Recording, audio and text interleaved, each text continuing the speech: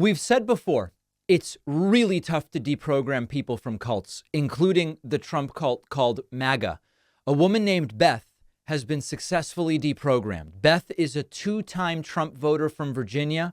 She regrets voting for Trump after January 6th. Let's hear from her in her own words. How did this deprogramming happen? How did she escape it? Extraordinarily instructive. With Trump, evil is kind of on the ballot, and anyone on the other side against evil, I'm going to go ahead and choose the other side. Hi, I'm Beth, and I'm from Virginia. I voted for Donald Trump in 2016 and 2020, but I would never vote for him again. January 6th for me was kind of like a sucker punch.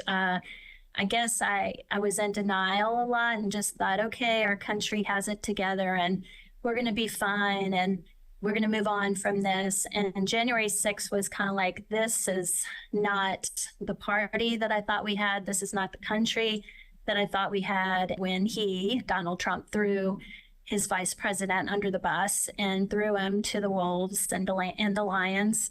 That was when, like, being sick to my stomach and deciding that first of all, that I regretted having voted twice for the man who was leading this group of people. Now, I want to interject here with one thing. I know that we can look at this woman, Beth, and say, man, year after year, you vote for the guy twice. Nothing he does dissuades you until January 6th. So where is your barometer? It's easy to criticize, but listen closely to what she's saying. She says the first step was realizing she regretted it. And part of being able to regret it is feeling like the environment will allow you to regret it. And this comes to the element of the deprogramming of cult members where we say it has to be a welcoming environment. It has to be an environment in which they feel it is okay, where they are willing to say, I regret it. I did the wrong thing. Because if you don't provide that space, you don't even get to what she describes as step one, which is the regret. To do those really terrible things.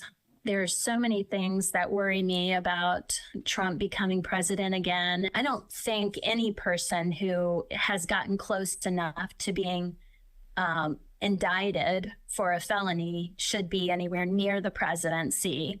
It's just embarrassing and just lowering the standards of what the office should be. I have no hesitancy voting for Biden because, with Trump, evil is kind of on the ballot, and anyone on the other side against evil, I'm going to go ahead and choose the other side, whoever they may be. I'm sure a lot of people don't enjoy or like Biden, but honestly, the last 4 years have been the last ever how many years he's been in office has been a bit refreshing. I'll take kind older man any day over the tyrant that we know as Trump. This is a critically clear analysis of what's at stake in the competing visions. This is from Republican voters against Trump, which highlights folks like this, like Beth, who have changed their minds at the end of the day. So there is so much here to unpack. But for our purposes, a few important things to mention. Number one, Beth showing very clearly that principle about a welcoming, non-judgmental environment for people to say, hey, I did mess up. That was wrong. I'm going to completely change my view. When you acknowledge that you made such a mistake, it takes, I don't want to use the word courage because it feels too much. It feels cliche, but it takes willingness for self-criticism, because when you say, I voted for a tyrant twice and that was a bad idea, you're acknowledging you can be bamboozled. You can be tricked. You didn't analyze it correctly. It is an implicit criticism of yourself and your ability to determine what's what. And so that really can't be understated. Now, the other thing that's important to mention is this is not an election that is likely to come down to former Trump voters who vote for Biden, but will take them.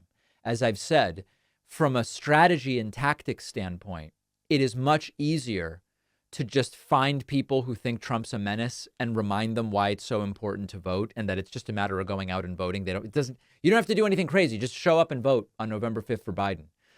But we'll obviously gladly accept folks like Beth who realize the mistake that they made. So extraordinarily interesting video. The deprogramming can happen. It's a big deal. It doesn't happen easily, but it can happen.